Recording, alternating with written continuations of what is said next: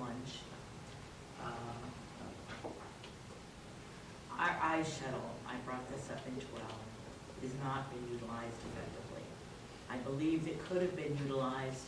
My suggestions were for people going to work within the city, people coming from the several colleges in the city to get into the city with less impact on our traffic. I pulled the traffic records, the 600 or 700 pages, and we are reviewing them. At peak periods, it is very, very difficult to get around the city, especially on Culver. And in and around your peak periods in your areas, it is difficult to get around. But for the most part, it's just impacted because of the growth. And the planning on that impact wasn't utilized. When they built that apartment complex, they had to pull out into a street that was already impacted. So those things can be fixed when the developer begins to build. Those promises can be made and fixed beforehand. It just needs someone to pay attention.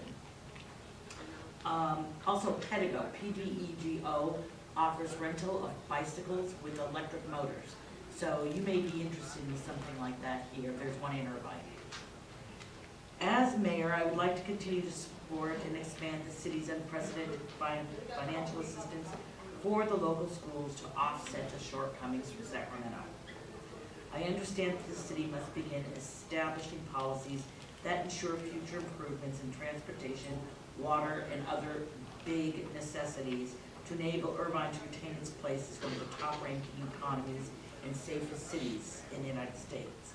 It is my belief that the public service is one of our highest callings, requires trust, ethics, sacrifice, and morality. It would be an honor to serve you as my mayor. Irvine is just asking Thank to you very grow. much. We're going to have to go ahead and cut off closings to make sure that the 2 minutes out of there as well. Thank you. I ask the UCI community voters to be informed and smart voters, and for me to serve the next 2 years once again as your mayor.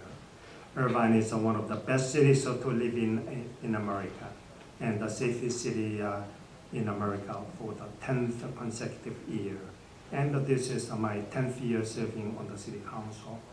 Many of the things are very pressing, and the collaboration with the city and the campus is an ongoing dialogue, and I have very good relationship.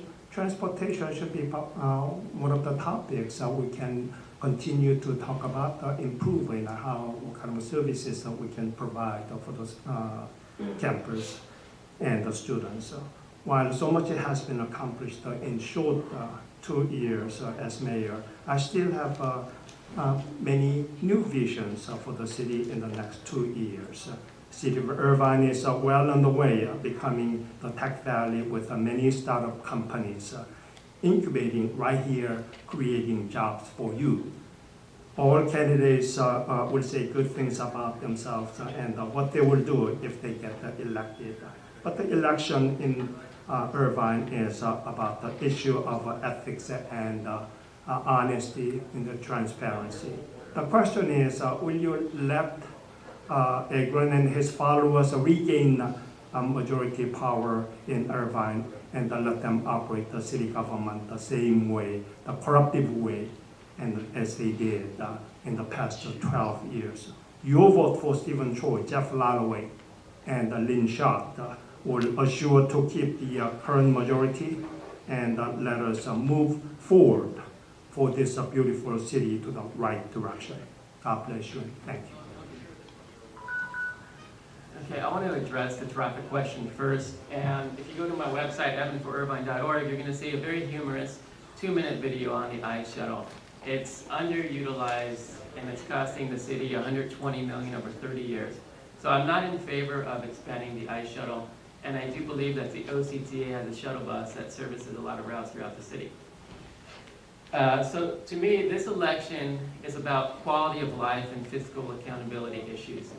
As I've had several thousand face-to-face conversations with Irvine voters, the consensus is we all want the same things: less high-density buildings, an updated traffic synchronization system, and more fiscal accountability. And I'm your candidate to get this done. If you want someone who has experience dealing with special interest and developers and winning, I'm your candidate. I've dealt with those issues before as the president of Quail Hill. And I won't back down when it comes to protecting all of our interests. What separates me from the other candidates is I'm the only one who's going to 10,000 doors to find out what Irvine families really want. I'm the only independent in this council race. I'm the only candidate not taking campaign contributions from developers or their lobbyists. And as you can see here today, there's a lot of friction, and I'm literally in the middle of it. So I think a strong, unified Irvine starts with a strong, unified city.